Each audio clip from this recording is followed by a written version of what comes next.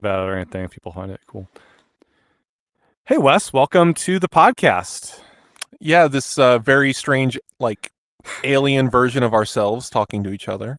Yeah, so we're in StreamYard. If you go to the YouTube channel, youtube.com/at iPad Pros podcast, because it's still linked to that other show as well.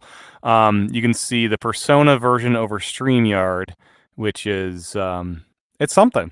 Looking where my eyes are going are a bit weird, but if I like really emote, I can get it to do things. It's like I'm like pushing Play-Doh around or something. Like it's like I need to get to the really extreme levels of my expressiveness to get to really emote, because otherwise I look kind of robotic, almost emotionless. And I noticed that, yeah, the capture around my eyes, like maybe when I'm doing the Persona recording, I need to open my eyes really wide because they appear to be almost closed a lot of yeah, the that's time. that's Like my definitely a thing. my neutral face, if I sit here and relax all my muscles, my eyelids look like they're just hovering in the middle of my pupil. Right.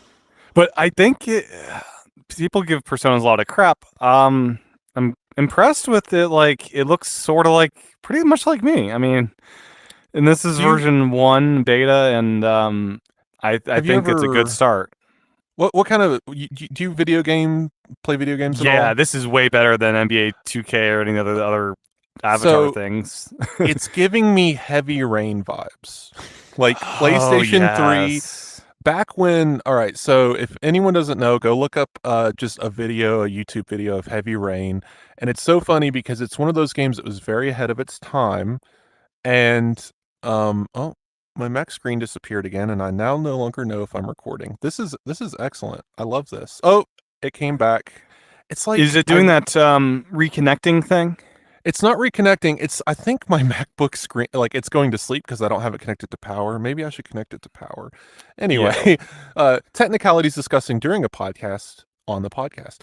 Yeah. So what I was saying is Heavy Rain was always funny because they did the face capture stuff. It was too early for it. PlayStation 3 just could not handle it very well. People's pores really were pronounced. Their facial expressions were very wide, and their mouths moved because, again, they were using face capture like mocap for the actors.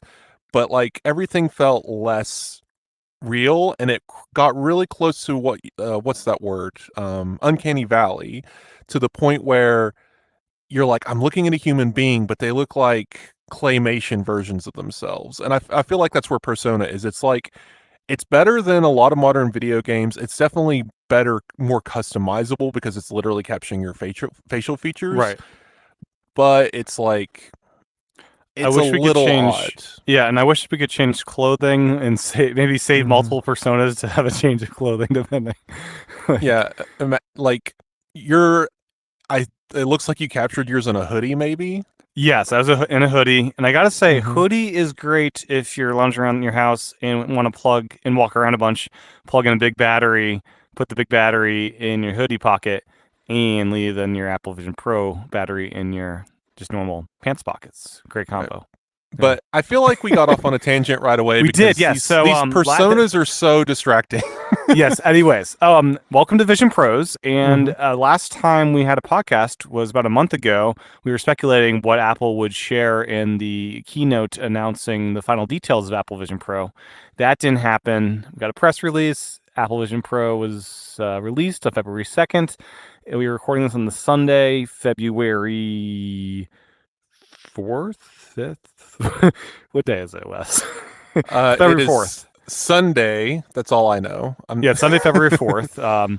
And yes, we've had a couple days with the headset. Wes is in the process of reviewing it for Apple Insider. It's been a whirlwind. Yeah. I guess to start, how was your Apple Store pickup experience, and what all Really, did you get? really good. It went smoothly. It was. I actually have a story on Apple Insider about the pickup experience, and it was so quiet because it's Nashville. It was kind of cold that morning. I don't think that many people knew that the store was opening at 8 instead of 10. So 7:30, nobody there. It was too cold. So we went and got coffee, came back, 10 minutes till. I took some photos. I, made a few posts. You might have saw me on Twitter with some images that day. And then finally, as if all of a sudden, about 10 people showed up, and then a few more, and then the doors opened. So, like, as people were showing up and really starting to gather, the doors came open, and we all just funneled in and grabbed an Apple employee. And I was just like, I am way early. My thing isn't till 9. And they pretty much just said, it's fine, and just sat me down, signed me up for a demo. I was that Apple employee's first demo of the day. I think her name was Jenna, and she was amazing. And she was just like really ecstatic. Is like, okay, you got to bear with me. I've never done this yet. This is so odd. This is so different. And yeah, it was a good time going through the demo. If did you do the demo in store or anything? Yes, did you I did. Yeah, I was 8 a.m. Mall, New Hampshire store. Christian from Apollo was there with me for our 8 a.m. pickups, which was fun. Nice. And yeah, it was his first time through. They were confused about the QR code thing for the lenses, but they figured that out and got it all squared away. Because if you don't scan that code, eye tracking just basically doesn't work. Yeah, it's so funny. So my lenses got delivered home to. I live in Kingsport, Tennessee, which is about 4 hours away from Nashville. I just wanted a special kind of pickup experience, so I wanted to go to the big fancy one in Nashville. My lenses got delivered while I was picking up my Vision Pro, but luckily I can see okay without glasses. So, and I gotta say, compared to the PSVR 2 and other headsets, much more easy to read stuff even with not great vision inside that thing, for me at least. Text was a bit tricky, but yeah, I could do it without them. I did the initial setup without the lenses, and then UPS showed up halfway through it and reset and started over again. But I was impressed with just the visual optics of it with no glasses in there. Yeah, I felt like I knew putting it on, okay, this is going to be better with glasses. I'm going to have to wait for the glasses. And I was able to mess with it. The hotel Wi-Fi was awful. Vision Pro really needs internet. I mean, especially during first setup. There's so much you just need to download and do. But getting it for the first time, setting it up, it all just worked. We were discussing before. I've been solo looping it this whole time. I think it fits me best. I don't know what it is about my head shape, but like I put on the dual band, was not comfortable, did not enjoy that. Interesting. Yeah, I've been bouncing back and forth trying to get a feel for both of them. At times the solo loop's comfortable, but other times it's not. I guess it depends on like how high I put the headset and the back part of the band, how high that is. Overall, I think the dual loop is where I'll do longer sessions than most of the time, but not all the time, if that makes sense. I think when putting on the solo loop, what I noticed is it's going to feel higher than it looks. It feels like it's on the crown of my head with it on, but when I took like a photo, it actually looks like it's sitting straight back. So like the feeling, because you're not going to be able to see the back of your head when you put it on. No. So the feeling of where it's resting, I feel like is important, because you need to get a good feel for now it's second nature to me. When I put it on, I know exactly where to put it. I tighten the little crown thing to get it to the right pressure, and it lifts it up off of my nose, my bridge. It's still got some weight on my cheeks. Most of the weight's on my forehead, and the rest of the pressure is in the headband itself, and it just feels so much nicer. When I did the dual band, I tightened it to different levels, but no matter what I did, it felt like I had 6 different pressure points. Like there was a lot of weight on the top of the band. There was weight on each side of the back band that was going around the back of my head. And then there was weight on my face still. And it was just like, it just felt like I'm just wearing this really heavy hat almost. I kind of want a combination of both of them. Because I overall like the solo thing, but sometimes I feel like I need the top part at times. I think if Apple could do a solo loop where you tighten it, even if it's 2 knobs, one knob on each side, let me tighten the back and the top loop with the little knob thing. It gives you so much more granular Velcro control. is I'm getting hair stuck in that Velcro thing. It's not ideal. Yeah, I do love the travel case, because you can throw the band you're not using inside the little pouch just fine. The battery thing's very well thought out. It's a very quality thing and smaller than I thought it would be based on the pictures. Like I was expecting it to be even bigger than it is. It's not a small case, but it's not like The case, I yeah. have the nomadic backpacks, the black ones, if anyone's ever seen those. They're pretty slim. They're for like putting an iPad or a laptop in and a couple of chargers and accessories. And the travel case for the Vision Pro is definitely thicker than my backpack. Like it wouldn't go in one of my nomadic bags. Yeah. Like if I'm carrying this thing, it's either going in a suitcase or I'm carrying it separately. Like Right. it's big enough, but Yeah. you're right. Like it's not as big as I maybe initially thought. What I really want, I think, is a backpack style bag or a sling bag that has a pocket for keeping the Vision Pro and then everything else built around it. I think Waterfield Designs is working on a backpack version of just what you're saying. Yeah, that would be perfect. Yeah. And so I got the 1 terabyte model because why not? And Me too. I'm curious, Wes, have you looked at your data usage so far? So currently I'm using 149 gigabytes of use, 14 gigs with photos, 6 of music, and then the OS is taking up 12. System data, 79 gigabytes, whole bunch of caches and logs and other resources the system deems the need. So that's where I'm at currently, and I'm sure it'll go up from there. I did a test with Avatar 2 on the iPhone and iPad. It's a 3 gigabyte download. For 2D on visionOS, it's double that at around 6 gigabytes, and for the 3D version of visionOS, it's around 13. So it like doubles each time. So Apple's definitely letting you download higher resolution versions on visionOS, which is good because I think they limit it to like 1080p on iOS for downloads, but it seems like they don't want you to have a terrible looking movie, which you'll notice more on visionOS. So it's good that they're giving you basically double the file size and triple that if you go 3D. How many apps do you have installed? I'm gonna have to look at that right now. You have to go to About. Yeah, it's a separate section. Okay. About applications, I got exactly 100 apps, Wes. Exactly. Nice. I don't know how I landed on that. Yeah. I haven't gone app crazy yet. I'm at 32 apps, I think. Okay. I've installed a few games. I've installed a few apps I need for just productivity. I have the test flight for drafts because drafts is essential to my writing. I'm very jealous of that test flight, by the way.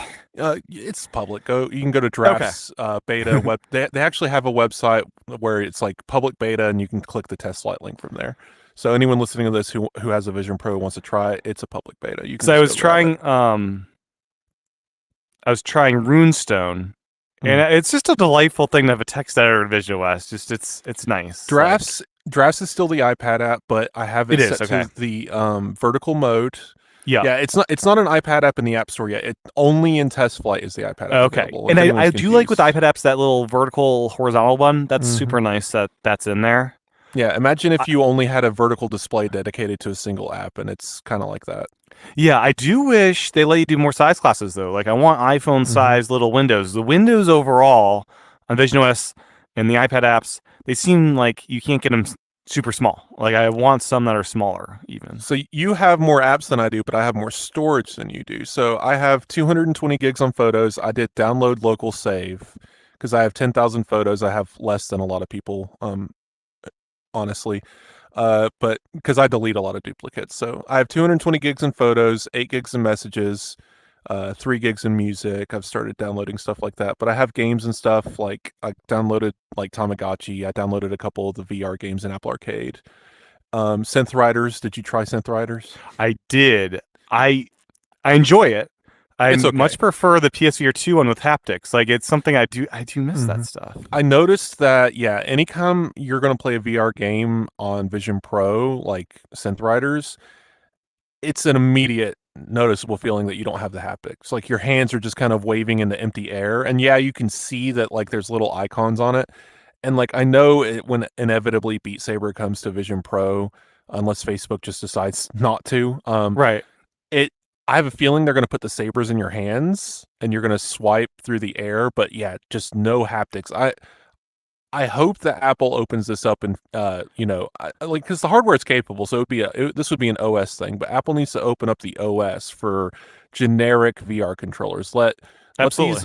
SteelSeries make a VR controller with haptic feedback that we can buy to play these games. Don't require it, don't do anything weird, but let developers target that and actually give us some responses. Yeah, and the one VR game, Jetpack Joyride 2, felt great. And it's most of these are spatial games. This is more of a VR game where you're in an entire immersive space. All you see are your hands, and you're in just this delightful little desk setup, and the game's playing on a flat screen. It's pretty neat. I think it's the only like fully VR version, because everything else is mostly, like you said, the immersive windows. If you could imagine an AR version of what that's basically what they did, is just put the golf levels in a augmented reality. You can just see the hill that the guy's standing on, and then you kind of use your fingers as the putter to pull back the force meter. And I can't play the game that way. I feel like that game's better for, like, I like that they made the attempt, but they need to bring, What the Bat to visionOS, which maybe they will. Yeah. But there aren't any third-party games yet in the App Store. And I guess at the App Store, you just have to search for games to find games. There's no, like, let me browse by category. You have the front page of the featured stuff, and you have search in Apple Arcade. They really need to add some way to browse all of the apps, because there's probably a bunch of apps. You won't find them unless you're searching for some term that brings it up. Yeah, there's not enough.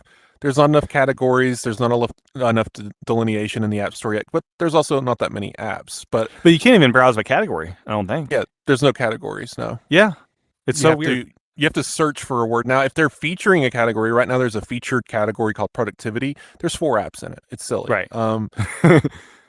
I think, again, none of these are really jabs at Vision Pro. We literally are the first adopters of a new operating system.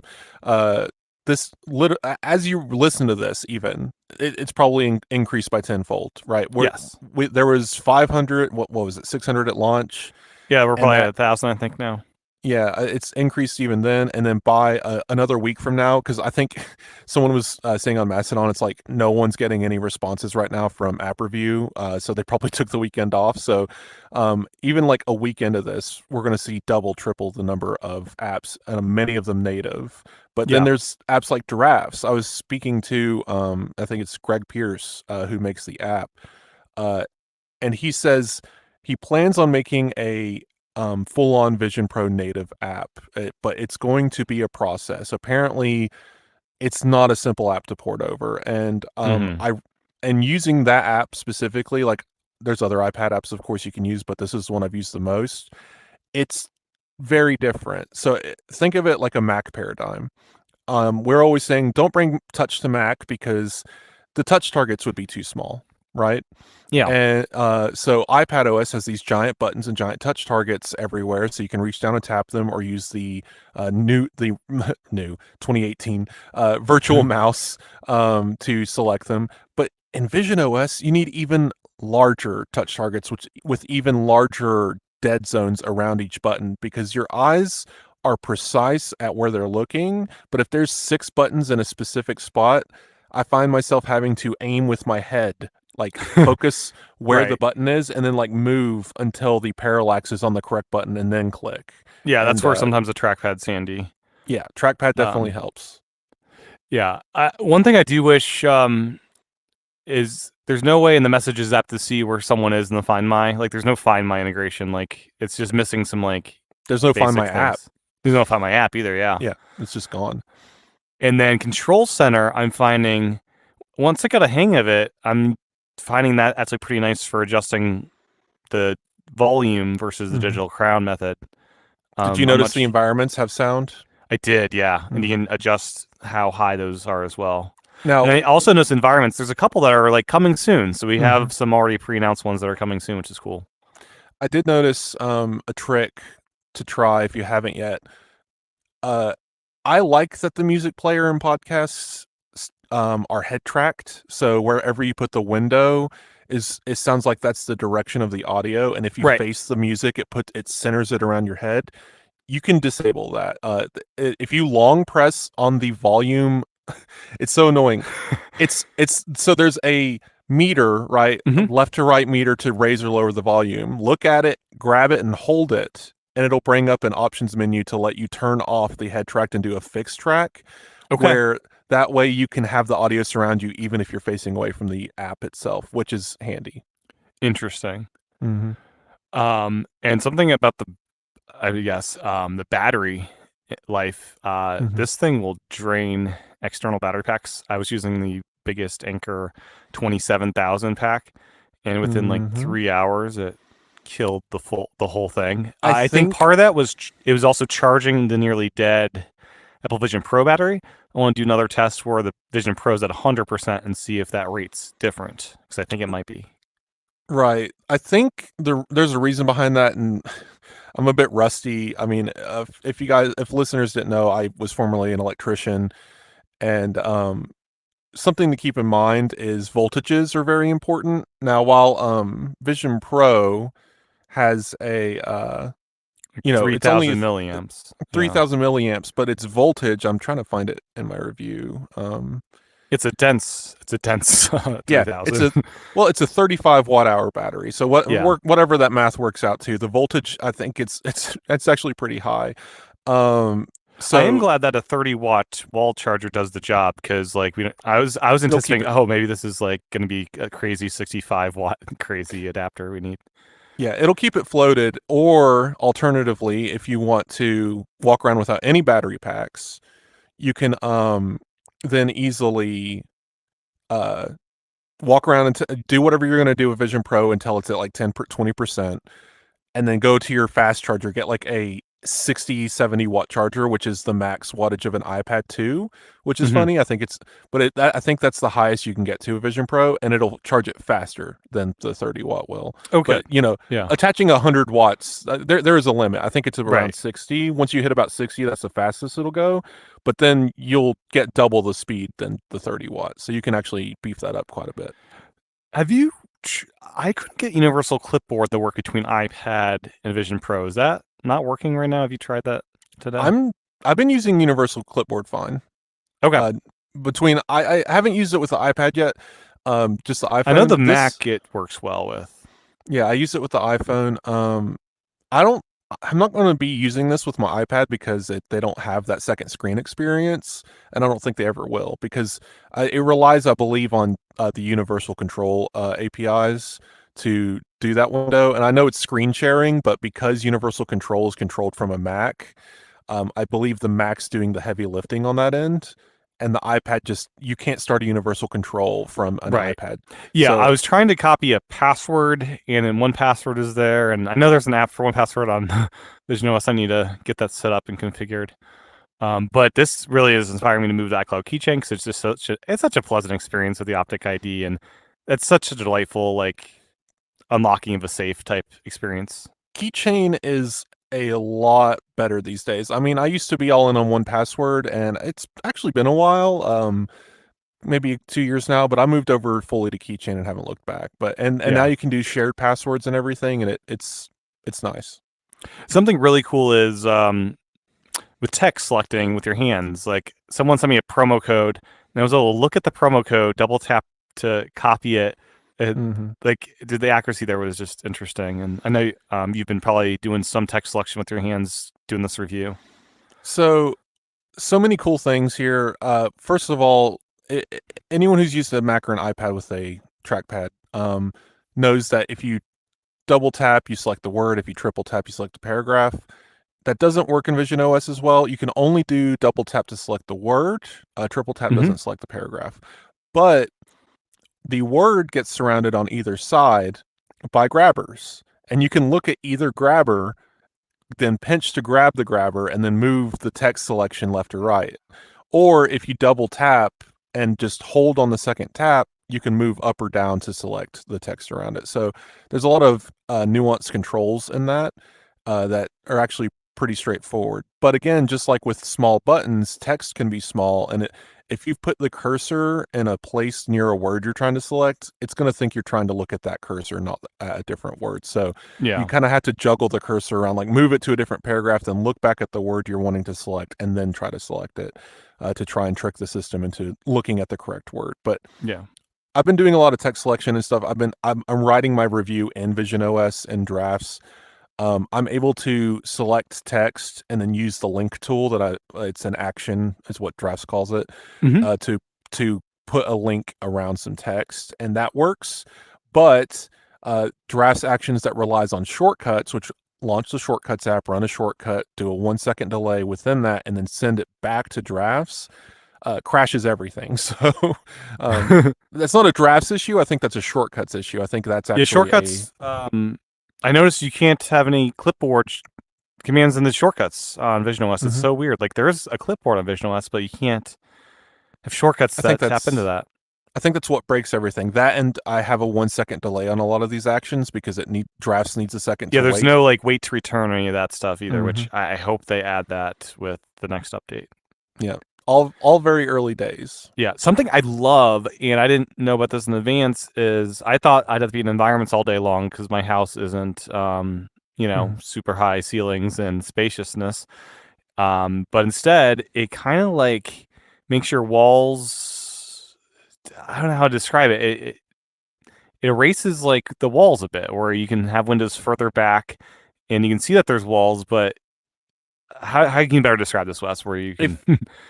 If you grab a window and put it behind a wall, it'll turn transparent once it passes through a physical object, and then when you let go, it remains at that size at that distance and becomes opaque again. So it's letting you know you've passed through a wall. Right, if I'm in my office and I drop a window through the wall, technically speaking, in the physical space, it's in my kitchen. So if I walk out of my office and go in the Yes, kitchen, makes the sense. window's actually in my kitchen because visionOS actually has really good spatial awareness. But visually to you, it's kind of like the walls just kind of like a little transparent, and it's not that jarring. Like Mhm. I actually prefer it to environments in many situations, which is interesting. For me, funny enough, I have a dog barking in the background at this part. Sorry, guys. It'll hush in a second. Someone's walking in with groceries. There that goes. Yeah. Of course. If it continues, I'll go get her. But anyway, the I've noticed, so in my house, I have really dark walls and my room's kind of dim. So the video pass through is great. I mean, it's still everything, and you put the headset on, you see the world around you. It's great, but especially in dim environments, you're going to notice it's a video. And the Yes. graininess increases as the light decreases. So And total pitch darkness. It works. It's challenging. You don't see anything basically when the lights are down. It's worse than eyes from that perspective, even my crappy eyes. But the IR illuminators are there. If your hands are like right under your head, you can pinch and do I've stuff. noticed Yeah. it doesn't like that kind of environment though. The It's very headset sensitive. complains a lot. Yeah. It does. It pops up and says you're near an object, but you're not. But it can't see that you're not near an object because it's lost all physical. Like it really needs that visual capability of the camera. Because I think yes, it's using IR blasters, but that's mostly for the tracking. I think it's really relying on the video capture for determining space. And what I was getting For at sure. was like with the dimness of my office. Maybe I'll brighten it up in the future. That'd be fine. But like I've noticed that honestly, half cranking the immersive mode, so I'm sitting, at a lake or whatever, Mhm. in front of me, but I can look down, I can see my desk, I can see my keyboard, Yeah. and that is awesome. It's kind of like having a wallpaper on your desktop. Think of it that way. Right. And then you The turn one your head Mhm. and there's my office, and then I turn back and then there's the immersive environment. The one thing I wish with like the Apple TV environment, and I think HBO does this too, is there's no dial with those. So like Mhm. if I'm like, have my daughter or whatever on my lap, I can't use those because it cuts off all vision. I wish there Mhm. was a dial on every environment, not just the built-in ones. Well, Oh, so yeah, I actually haven't tried HBO or Disney Plus yet, funny enough. So I need to check that out. So those are Yeah. probably fully immersive, like Same, surround. yeah, and the same as the Apple TV Theater. Same thing. Right. You can't Yeah. turn down the theater. No, which Uh, is I find weird to me. I don't know. have you watched? So this is tricky and no one explains it to you. I had to figure it out on my own because I remembered Apple's demo being like, you can do a 150-foot screen or whatever. And I was like, how do you get to that level? And you have to go into the immersive environments, go to theater mode, or you have to be at the lake one. I always forget which one that is. The one with the lake in night mode. And then it lets you, and then it becomes a movie theater. But when you do that, it zooms the video all the way back to the water. So it's being reflected into the water. That might be distracting for some people. So there's a reflection of whatever you're watching in the lake. And now you're fully immersed, only able to watch that. No other apps open if you're in that view. And if you try to go back to the normal video view, the video comes back to the shoreline, and then you can open other apps, and you're still immersed inside of that lake environment, but you're no longer able to get. You can't do both. That's interesting. I need to try the lake thing because I've been just using the regular pass-through video with that and blowing up the screen super large, which the TV app, it lets you get it.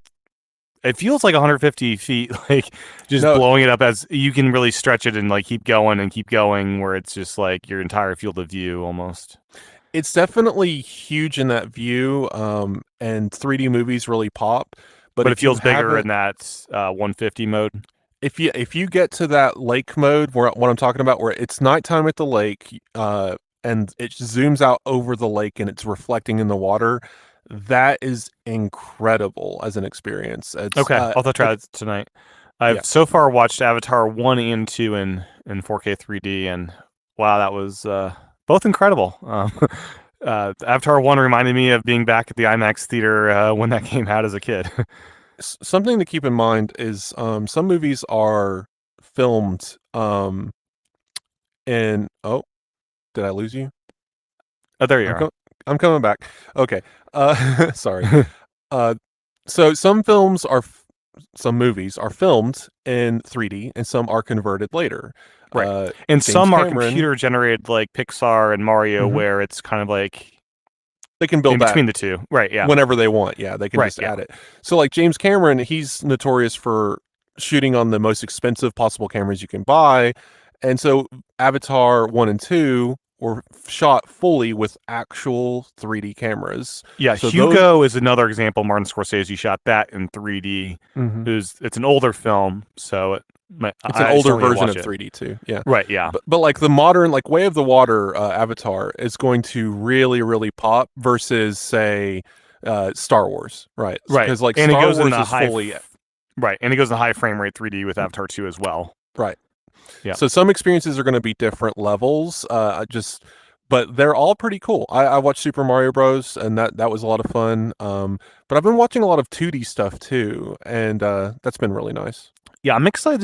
Let me rewatch the Lord of the Rings Extended Edition trilogy in 2D, and that'll be great. Yeah. Are you going to watch The Hobbit in 3D? I kind of want to see what that's like. I've never seen the high frame rate 3D Hobbit, so let me. They're terrible movies, but let me check it out. Yeah, I don't know why they did that, but that's a different conversation. Yeah, for sure. But I'm super impressed, and the immersive videos that Apple's done are super cool. The Alicia Keys thing, you can see the cameras in the shot and embedded into the speakers, which is kind of interesting. They don't seem super huge. I don't know. Did you do the adventure one where she's walking over the cliff? Yes. I love how she puts her shoes inside her jacket. It's like, what? I think what was really interesting about that one is the way they captured it. It really, especially if you are one of those people who can't handle cliff edges, when they approach the cliff, especially for the first time, you can really feel your brain kicking in and saying, "Don't walk over that cliff." Right? Like, I got that like queasy feeling in my stomach of, oh gosh, this is we're because the depth is just really well done, and the way they shoot it and the way that it's only like a 15-minute experience, but it was a lot of fun, and I'm excited to see more of these. The dinosaur one was really cool. The experienced dinosaurs. I haven't watched Prehistoric Planet yet. I want to. Yeah, it's good. But Experience Dinosaurs, have you done that app thing yet? I have. Yeah, that's a lot of fun. It's like get up and see the dinosaur It's walking through. that one. I think people maybe no one really explained this one. It's kind of a short film, is what it Yeah, is. It's an interactive short film. slightly interactive. Yeah, I think it's like 6 minutes. They really the only interactivity is it does motion tracking. It just knows where you are in the room, so whatever dinosaur is on the screen at the time can look at you and and the kind of react butterfly to will you. fly to you. And you can get the Razosaur to snap at your finger if you get too close. Yeah. But otherwise, yeah, it's just neat. One thing I want to note here on the show, I don't even know if I'll put this in the review. I might. My house is old, and I live in Tennessee, so there's hills everywhere. So we're kind of on a hill. So the house is kind of slanting a certain direction. So one side of my living room is higher than the other by only a couple inches. It's not noticeable to the naked eye, but if you put a ruler down or whatever, you could tell.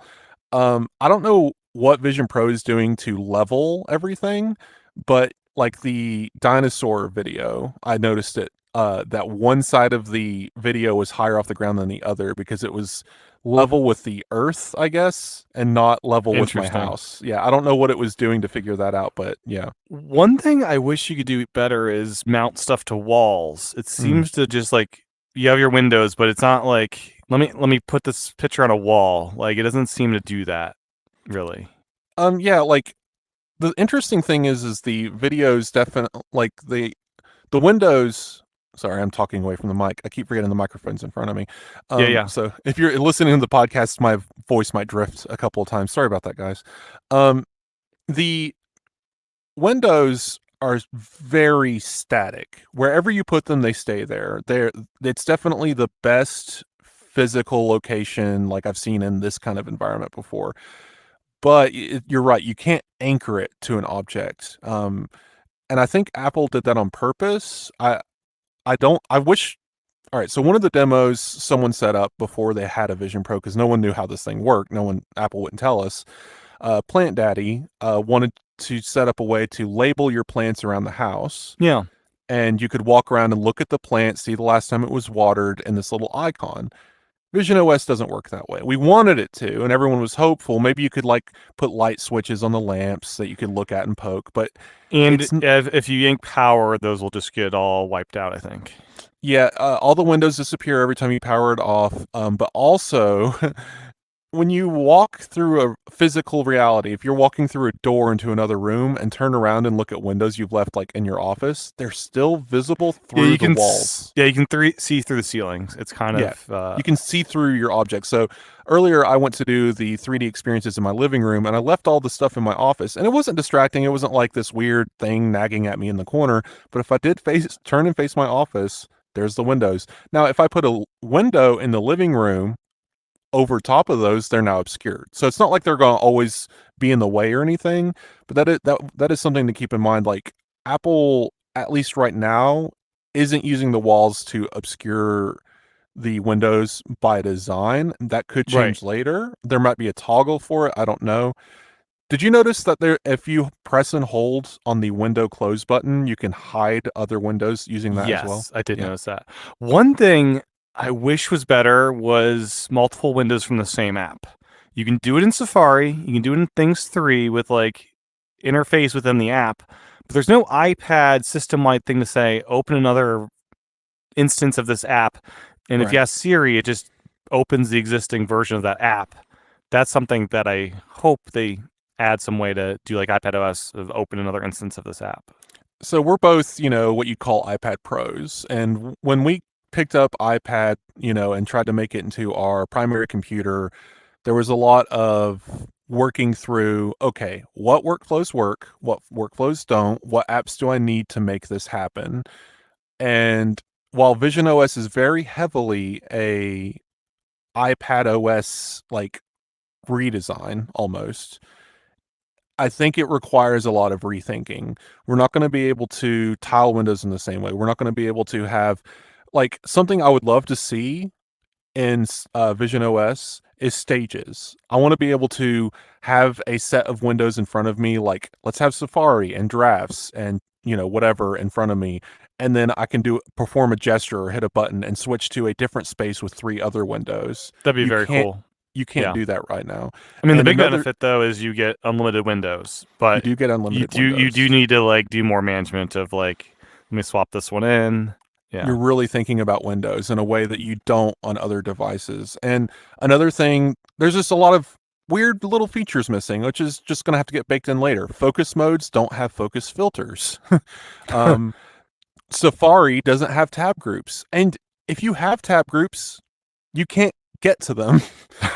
So like it's stuck in my personal tab group. I can't get to my work tabs. It's so funny.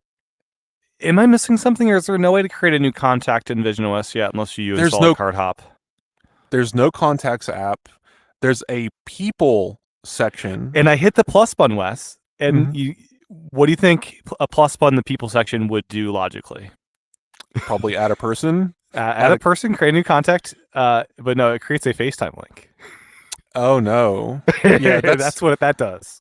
Yeah, I haven't tried that button. I think the people that show up there are your favorites. I haven't actually played around with that much yet because not everyone shows up, and it seems to be a random list of people. But I'm pretty sure they're my favorites. Yeah, it's interesting. The people thing is there. It reminds me of the Apple Watch Gen 1 where you had the side button for people as a prominent thing. Now, to note though, there's a lot of things in visionOS that I want to see in other platforms. The people section is one of them. Contacts feels outdated as it is. You can add contacts on visionOS. I just added you, Tim. When you texted me, I was able to add your information. Oh, through the auto prompt. Through the prompt. But also you can edit contacts inside of messages, which is kind of an interesting thought. Do we need a contacts app if you can do that from other locations? Yeah, I like having a central source. So. Right. I was trying to add the Things 3 email address that I just got up and running with into my contact book, but that was not easy to do. Yeah, I'm not I feel like that is something they're going to add later, but maybe the person section could be used for that. So one pro tip is make sure you have your Apple Watch Bluetooth unlocking your iPhone. We're in that world again where, mask unlock, we had that added to Face ID, but now let's re-enable that if you got a new watch. Make sure that's enabled because that's really super handy. The other thing I noticed is prescription lenses. There's something in these lenses, like when you take them out and put them back in, it'll tell you which lenses you put back in.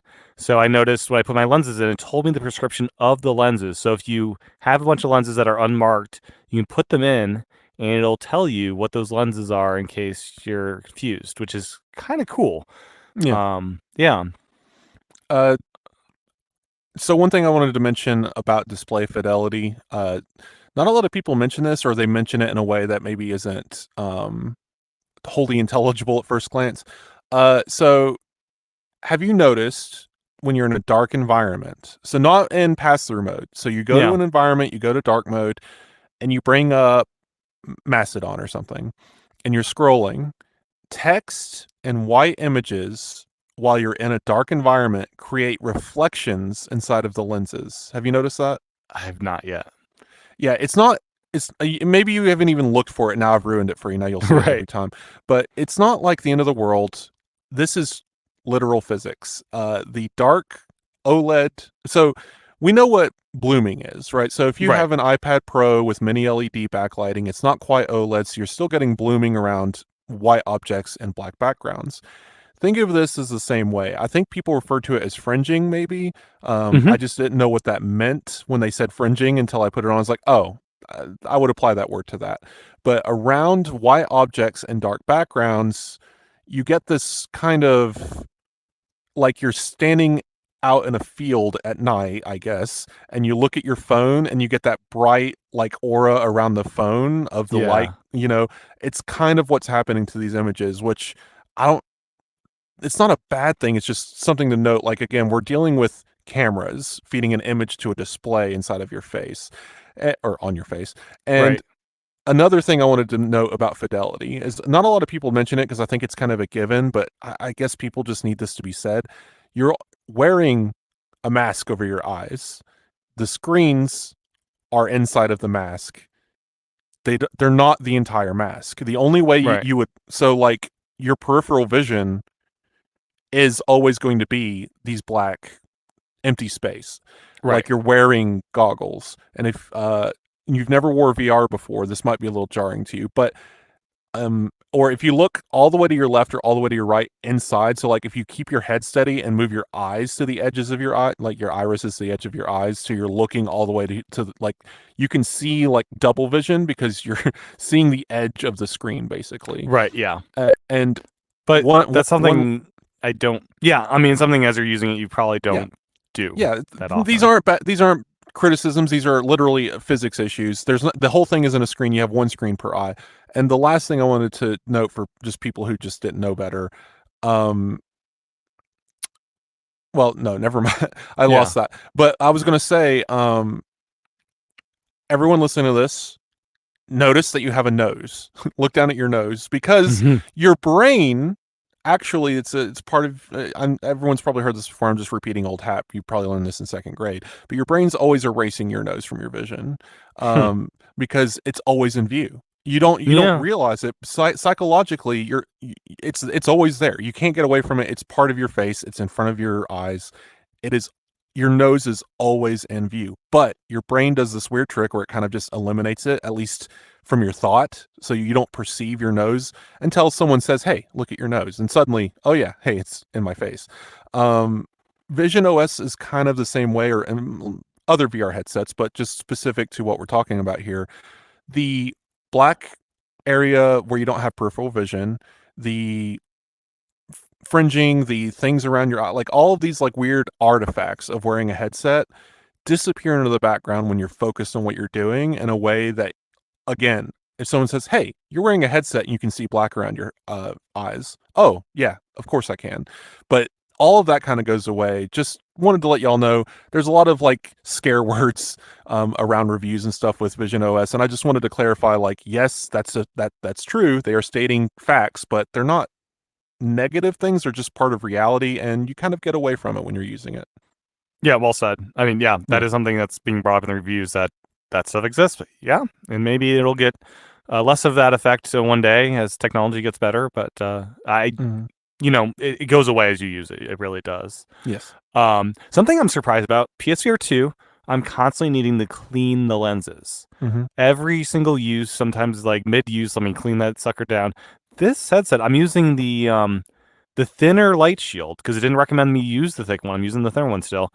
I haven't had to wipe the lenses once all weekend, which I'm just impressed by. Have you had to wipe them down, or is this common, or is this just me? I haven't had any issues. Like before I had my inserts, I noticed that there must be like a fingerprint or something somewhere. So I wiped them down. So I must have touched it by accident. But like since I've had my inserts put in, yeah, nothing. No, I haven't had to wipe anything down. There might be some kind of coating that just these are very expensive lenses. Yes. I think other companies do let you do prescriptions, but they're much cheaper. I think in the range Yeah, of my like $50 $50. ones from Yeah. Hans VR are probably not quite as good optically. Yeah, like and so all that other stuff. glasses. Yeah, glass is a funny thing. Like it can get really expensive really quick, and whatever they've done to this to keep it from collecting grease and other things from your eyes and eyelashes, like as you're wearing it, they've done a great job here. So Yeah. even Sony doesn't do this, like you said, in PSVR, and Sony owns Zeiss. So it's funny that that might be a cost cutting measure for other people, but again, we're dealing with Apple. So And I was impressed. 150 for this quality. I'm very happy with what they came out price point for getting the lenses. I wanted to mention, so you say you have bad eyesight, but you were able to get a prescription fine, or did you have to adjust yours? My eyes are pretty decent. Like, so in daylight, I really don't need glasses outside. It's just low light. I'm very sensitive to low light. That's when things get screwy for me. And if you're headsets, you are in pitch darkness, so it's always low. So that's when I need it. So I'm at a -4 for each eye. I was able to get the doctor to just give me, because I hate prescriptions where they give you different things for different eyes. You have a dominant eye. You're not supposed to correct for that, to my understanding, and the doctors like to do that. So I thankfully was able to get them to match it and get rid of the astigmatism correction, because that's another thing just want a little bit more diopters to correct for that as well. I want simpler the better. So when I take off the headset, it just that one variable that's changing versus all this other stuff. If anyone listening tried to order visionOS and got basically told no because their prescription was too high, go to your optometrist, let them know what you're doing. Many of them will know what to, they can adjust your prescription to get within the range. There are ranges, I don't know them off my head, but there is a higher limit. And if basically you can get within that higher limit, you're good to go. See if they can adjust your prescription to compensate for astigmatism with diopters, because a little bit higher diopters will get rid of the astigmatism. That's a thing that happens for most people. And I think I could do with even lesser prescription in this. I used a negative 3.25 at the store because I scanned whatever glasses I had with me, and that looked great as well. I think my 2 meter focal distance, I could have requested a little bit less and been fine. Oh, I just remembered the other fidelity things I wanted to bring up. Yeah. So, also, guys, by the way, this episode I think may be a little bit more freeforming because we're kind of just we're coming to terms with understanding this headset. It's hard to set a topic to, and how do you feel? So, and we still won't be able to cover everything that we should, because there's so much to talk about.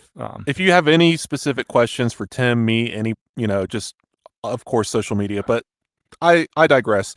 So the 2 things I wanted to mention, first of all, can you see light when you look down at your nose? Like a little bit. Ambient. Okay. So nobody mentioned this either. Oh, did I go away again? I keep grabbing the screen. Yeah, you're here. And I know sometimes it's better or worse depending on that. There's a little fabric thing under your nose, and I don't know how to get that properly sometimes. I think you're just got to let it lie. Again, just like your nose being erased, if there is light leakage down there, you don't really ever look at it, especially when you're in pass-through mode, because you're matching the light in the room.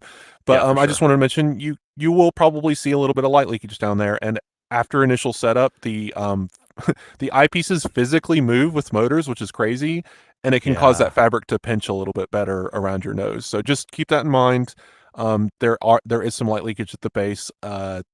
Not something you really need to worry about, but I heard multiple people. I sat in the Apple Store for like 2 hours and wrote a couple stories, and was listening to people set up their Vision Pro and go through the demo, and multiple people commented, "Hey, does this fit right? I can see light at my nose.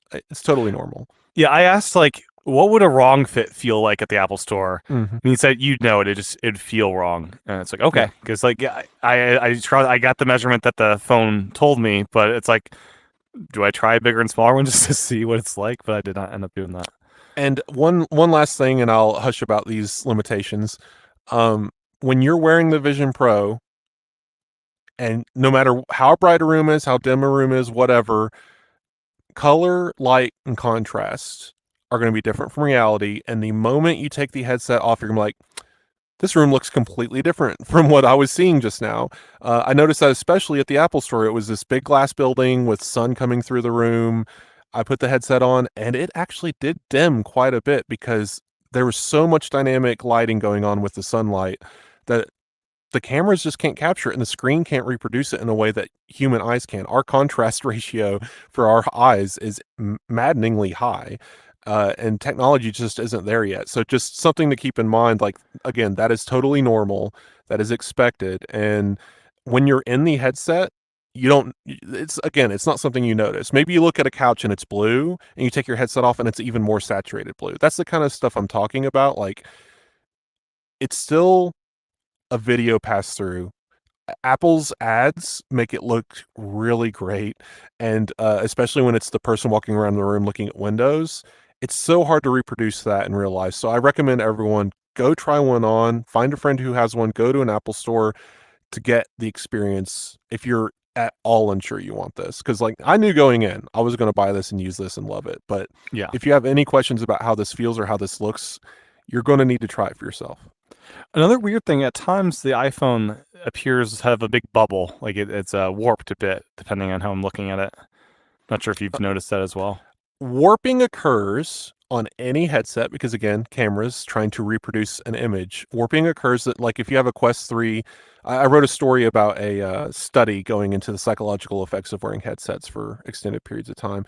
And one of the things is distorted reality. And warping can occur in a couple of situations. One is when you hold something too close to your face. So I have like a water bottle that has a lid that flips up, and then when I take a drink, the lid covers the cameras and everything goes insane. So, like, because it's so close to the thing, if you bring your hand really close to the screen, like, it doesn't know how to compensate for your hands anymore.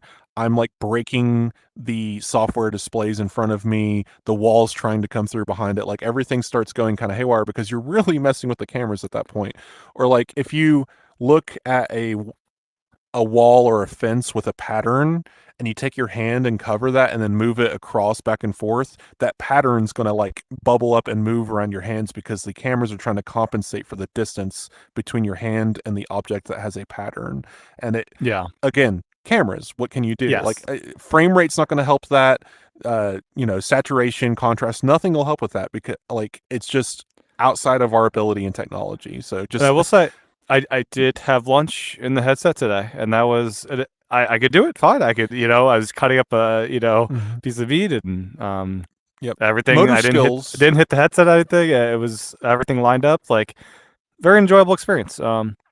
Mentioning that story again.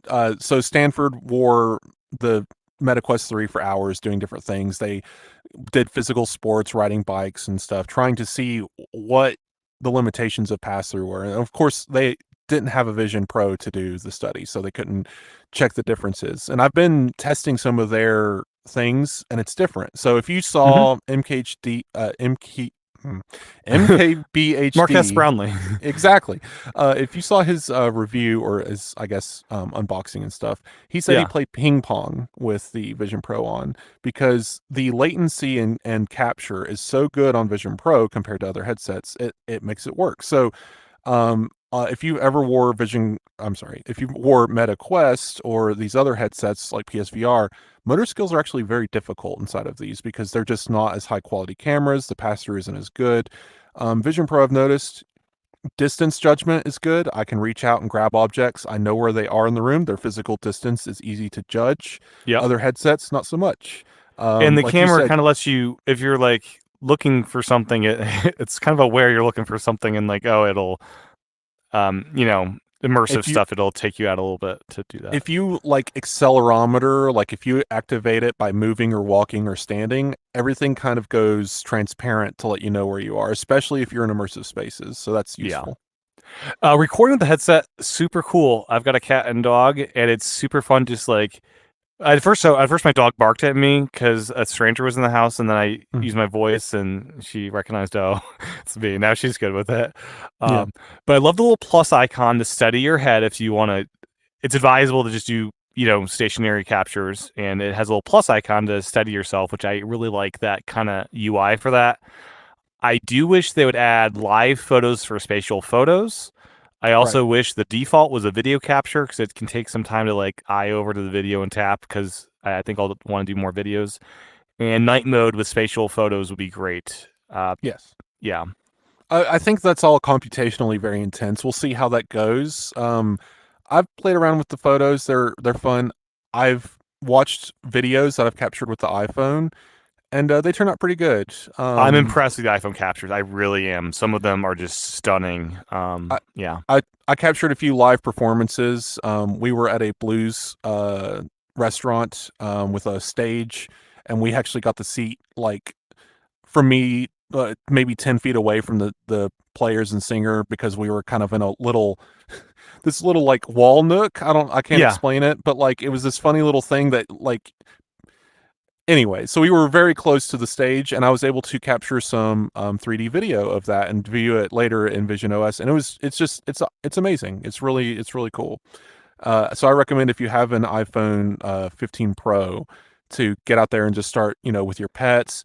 If you're out in the middle of a field and capture a landscape, it's going to do nothing because there's nothing to 3D. You want close, pretty close, not too close. The iPhone will tell you if it's not.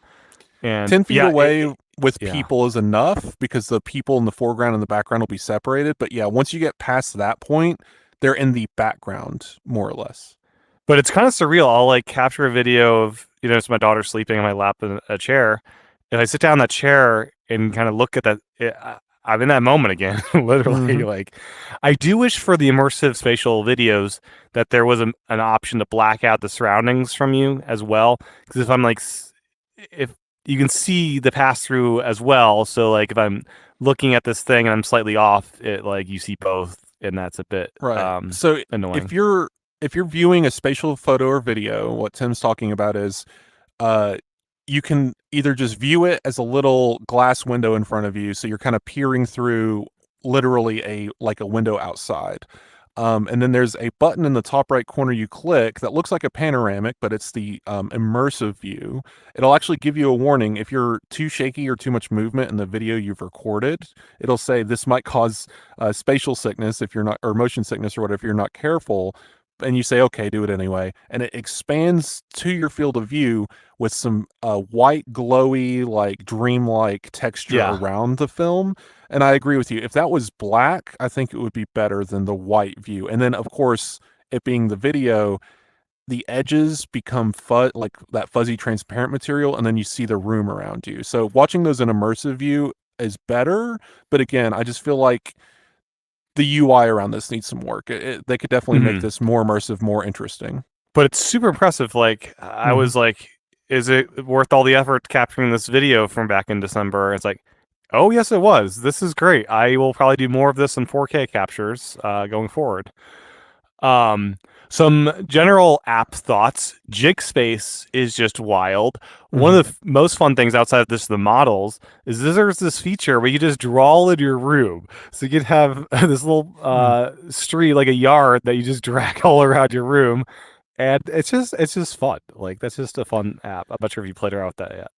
I haven't played around with Jigspace. Time, man. Yes, I know, right? I want to do everything. There's just so many cool experiences, and there's still more coming. I will say there's so many apps missing. Like, I look at my iPad and I'm like, did you do the thing? I do this every time I get a new device and set up it as new. I went to the App Store and went to my purchase history and just went through and said, okay, what do I want to download? Absolutely. I have so few visionOS native apps in my purchase history. And even the compatible apps that got enabled, PlayStation, they don't enable their main PlayStation or PS Remote Play app, but you can download PS Communities and all the apps I don't care about anymore. Sure, why not? There is I haven't tried it yet, but I have it downloaded. There is a PlayStation. Yes, Mirror Play. Yeah, and I've downloaded that to use, and it is a native Vision app. I've lost it. It's an iPad app. I'm sorry, it's an iPad app. But yeah, I did the pairing process today. Mirror Play. Yeah, quite honestly, I think I'll just stick with my PlayStation Portal, which has the haptics and all that. I think, visionOS is not where I'll play my PS5. No, I had a question before, and it has now been answered. Will I be able to wear visionOS and look at a TV and play a video game? Kind of. You can. Latency-wise, it's fine. It'd be less vibrant of colors. Yes, so you're looking at a screen being recorded by a camera. So it works, but if you're like me and care about every pixel and color and everything that you can get out of a video game, it is definitely the less ideal way to play a video game. So if I'm going to play with visionOS on my head, it's going to be through something like Mirror Play, or there's these HDMI adapters, I guess, that you can buy. Yeah, an NDI encoder. I haven't tried it yet. I want to do that because that's like, you're no longer going over the internet. You're going over like local internet, more or less, right? Because like Mirror Play, the way I understand like things like that in PlayStation's Remote Play, PlayStation 5 is sending this video signal through the router to the web, back down the router to your phone or whatever, right? Whereas something like an HDMI adapter would literally beam it straight to the app interface, right? So that should reduce any latency issues and be more like natively playing on visionOS. And that's something I definitely want to try. Yeah, the one thing I always miss from remote play sessions is the haptics. So that's what I love PS4. Like, that's one of my favorite parts of the PlayStation 5 are those haptics and DualSense, and like, I wish that Yeah. I wish Apple in general, just across iOS, iPadOS, would adapt haptics engines, Yeah. which I think developers can target. They just don't. Don't. But yeah, I Yeah. think it's in the OS. Like, Mhm. there's that ability, but no one does it, even Sony with the Remote Play app.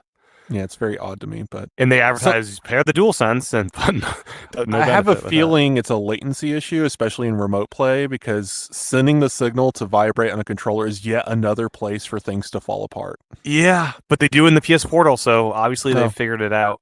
Steam Decks, I think, have some rumble ability with some of the hacks they have there. Another app I want to mention is MindNode. I tried hmm. this out. There's this fully immersive brainstorming session, which lets you just put down ideas. You can drag the little nodes around and link them together. And then when you're done with that, you can export that to a new MindNode file, like a mind map, um, which is just the flat version. So it's an interesting idea. I kind of want a MindNode file that's fully immersive as well versus just the brainstorming session, but it's pretty cool. Um, my Mac has decided to do something. I'm not sure what it's doing. Are you still recording? I that's the question. I see a mouse cursor on a black screen. Oh, Okay. here comes the connect option. I'm connecting. This is so fun. Okay. This I is should this have is the scariest podcast ever because I'm not on my iPad where I have a backup of your audio. right. Oh no. Yeah, so we could lose everything we've just done, can't we? Hopefully not. Let's see if I can exit Oth- immersive mode. Otherwise, the podcast will be released as an unedited version of this video, Right. where I That's can't manipulate each audio track individually. So we'll okay. see. You want to know something interesting? Is I can still see the dot in the corner saying that audio is being recorded, Good. and nothing else on the screen. The screen's literally black except for a cursor right now. Yeah, I wonder if you disconnect through visionOS and just look at it, it'll be there. Let me pull up Control Center. We'll do this live. Yeah, and you can access the Mac through the pass-through camera, which does work. A note about pass-through. My wife has a MacBook Air. I logged into my account there. Super cool having the Mac display nice and big. Kind of want my own laptop at some point. Maybe she'll upgrade at some point. Pretty neat how that works. Interesting that mice, even attached to a Mac, don't work in visionOS. It's trackpad only, as far as I can tell. I haven't tried a Magic Mouse, but the third-party mouse that we had on that laptop was not working on visionOS. So another thing I noticed is yeah, that's one thing. I would also just use a Magic Trackpad because it's probably the Sure. best implement. But keyboards wise and other Bluetooth objects like game controllers, it pops up and says this device will could interrupt Wi-Fi and Bluetooth connections. If you have more than two. I actually get that just I think with just the keyboard, which is really Oh, weird. interesting. Yeah, I haven't gotten that yet. I've got a Logitech keyboard I'm paired to it with. I have two warning messages in my settings right now in Bluetooth. Let me pull it up. It's I have them disconnected because I have the Mac connected. So it's not there right now, but there's actually Gotcha. it's the message you mentioned, which is you have two devices connected. This could be an issue, but I also get just by itself this device. So it's like an unsupported device issue with my third-party keyboard, but the keyboard does work. Yeah, and it seems to only pair to Apple audio things, so Beats and AirPods. You can't do any third-party Bluetooth speakers or receivers of audio. I tried to pair to a Bluetooth receiver to try to get audio output from the Vision Pro, but that's not enabled. It seems to be only Apple's headphones, which is interesting. Let's see. I need to figure out this QuickTime. All right, so I need to tell it to pause QuickTime without being able to see QuickTime. I wonder if there's a way to do that. The screen's just black. The interface is gone. So if you disconnect your Apple It's Vision still- Pro from the Mac, It just shows up as the same black screen with the orange dot in the corner on the Mac. Like something has gone terribly wrong in Mac OS. oh, do you have a Yeah. VNC client to that Mac? Oh, maybe I could do like what's in session? No, I don't have anything set up right now VNC wise. Okay. If Do I you could have just, a external monitor you can plug in and plug out? ooh, that could work.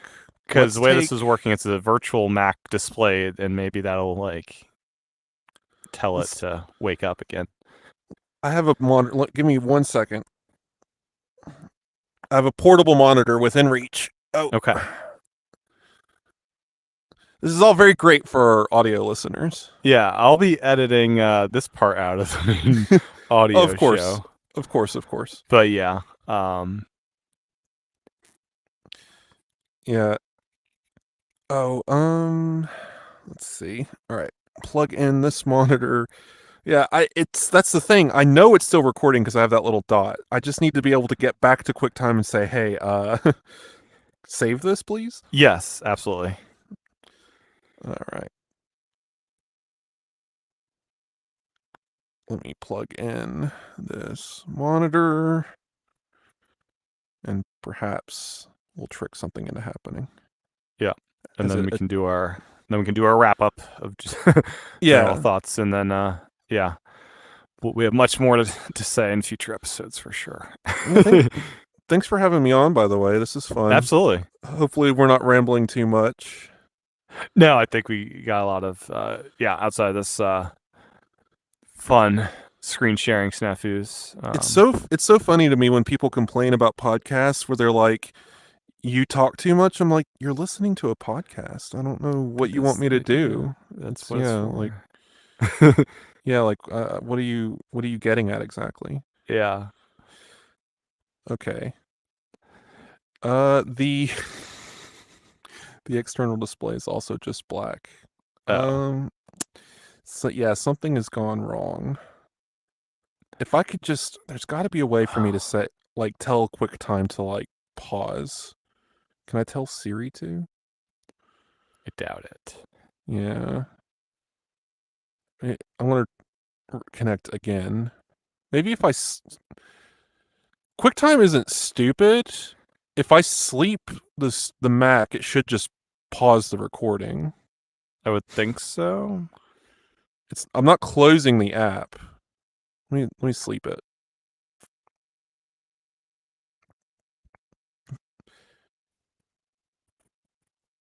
Well, it won't sleep. I'll shut the lid. Oh God.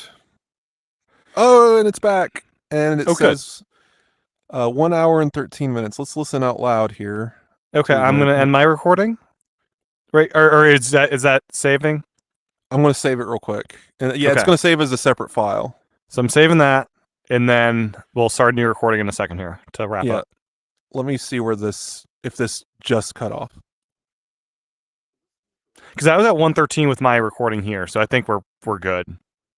Because I'm gonna cut all that stuff towards the end, anyways. And I gotta say, okay, you're in AirPods, right? Yeah. Sounds surprisingly good. Like better than when I've ever done any AirPods audio in the past with iPads. Okay, the audio is preserved. It's literally where I shut the lid was when it stopped recording. Cool. And then you're starting a new one? Give me a second because I'm juggling this portable monitor. Yeah. Let me put it back. I would use pass-through to manage the Mac for this last bit. For sure. Yeah, I don't know. Cool. I don't know what weird. Yeah. That was a very fun glitch. Okay, so save file. Is this Vision Pros? Vision Pros. Yes. Number 8. That's the episode. I just put dates. That makes it easier. Cool. Yeah. Today is February 4th. What February 4th? My goodness. 4 February 24 1. Cool. And then I'll label the other one as 2. Cool. Let me know when you're starting. And new audio and click. Boom. Starting. Okay. Cool. So let me know if you're ready. Yep. Go ahead. So one thing I'm curious about is we've been wearing it a lot this weekend to kind of stress test it. How are you feeling about doing 8-hour workdays in the headset? You think this is what you thought it'd be, and you'll be comfortable doing that? A couple things. It's not ready for an 8-hour workday, not because of comfort, but because of software. Comfort-wise, when I'm working, I don't always sit in front of the keys. Like, I'm not button chair for 8 hours, right? I Right. take breaks, I get up, I walk around, I'll go get a snack or something. If I do the same thing with Vision Pro, every hour or two, especially when I'm like maybe feeling the weight a little bit, or I'm feeling sore, or maybe a headache's coming on, stop what I'm doing, get up, go do what I need to do.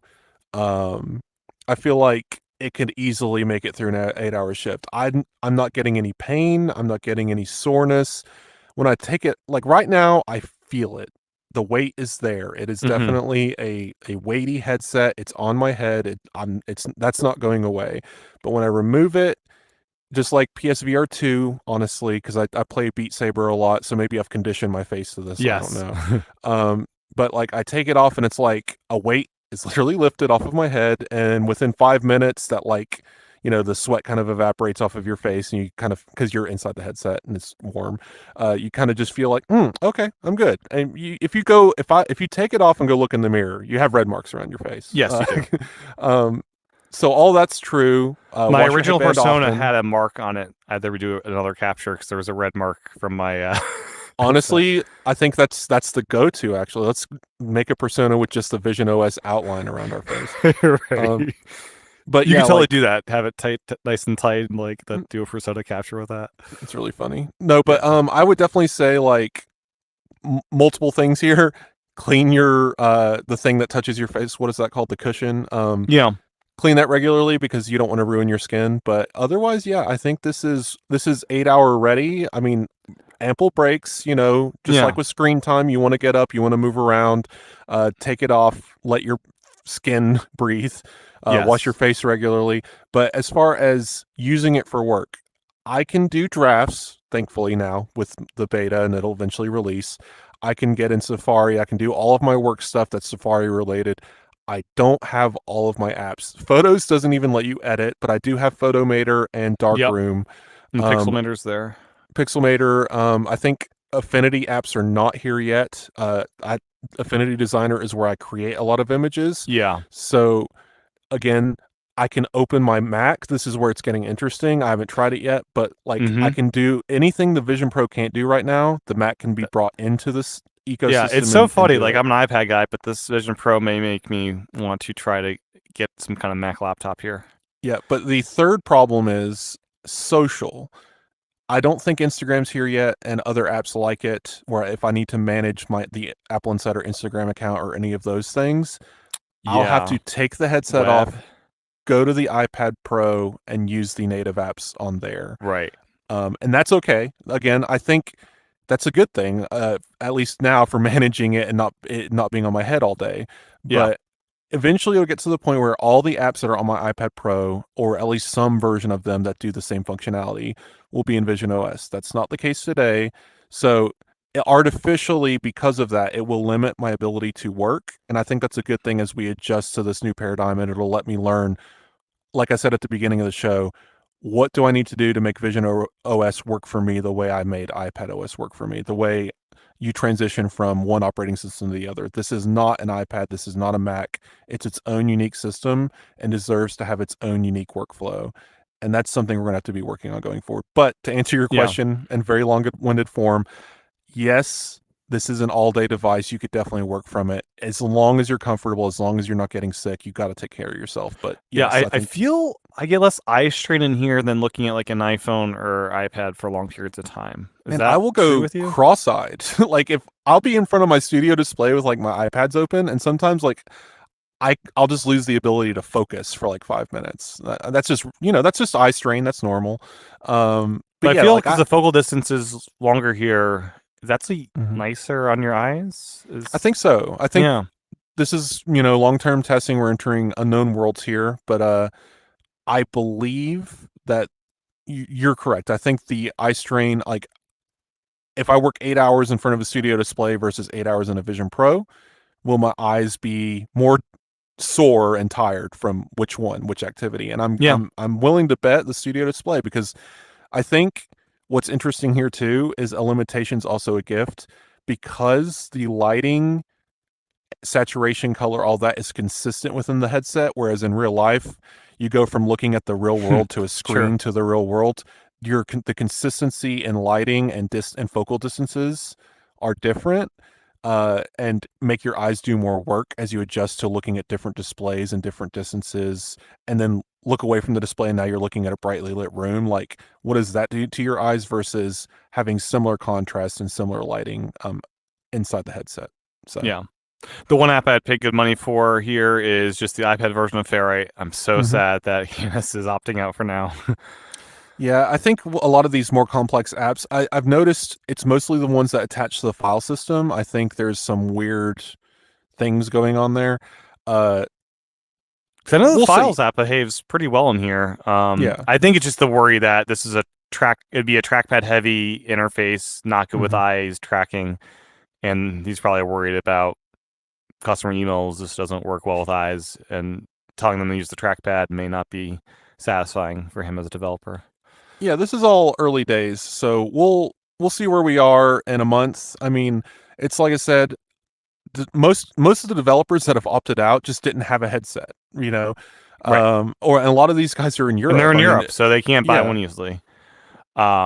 So we'll see a lot more apps in the coming weeks. Yeah, one of the for final sure. things, Eyesight. I'm pretty impressed with my Persona and how it handles the external display. How is it for you? Is it? I You got haven't comments from people in the family? I haven't had much time to test Eyesight because I keep fiddling with my Persona and I haven't had people around to like give me any feedback. So that's still something on my list of to-dos. If you wear glasses in your Persona, do the glasses appear in the thing? I don't know. I put glasses on my Persona, and these glasses are a terrible approximation of the glasses that I normally wear. Yeah. I don't think so because that wouldn't make sense, would it, to have a headset probably on would with not, no. glasses? Yeah. Any final thoughts? It's been a crazy couple days. Everything's been living up to your expectations. This is a longer show, so I don't want us to keep going too long.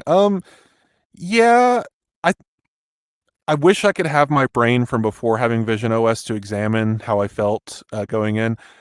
From my perspective right now, I'm not overwhelmed. I'm not underwhelmed. Like, I think I had my expectations set pretty well, pretty reasonably as a PSVR user coming into visionOS. And watching the reviews, I kind of knew what to expect. I knew the downsides. So there wasn't a lot of room for, this isn't quite what I wanted, because I already knew there was going to be limitations with light. I already knew there's going to be limitations with pass-through. So I would definitely say I'm excited. I'm happy with my purchase, and I'm ready to see where this goes in the future. And if anything, outside of just more existential, I think this is proof that not only is this the future of computing, this is going to be part of everyone's day-to-day within the next decade as the hardware gets smaller, more efficient, easier to wear. Yeah, no, it's definitely. I see that future. Like, the hardware is heavier now, but once they get lighter versions of this, like, I think it's we just always mind-blowing. knew, What just like spreading out, having like a swivel chair in an office is so much fun. Just having surrounded by windows, and like, it's great. I think we always knew that if anyone was going to kill the iPhone, it would be Apple. And I don't think. Don't get me wrong. I think we're always going to have a piece of glass that we hold in our hands, and it's probably going to be called an iPhone.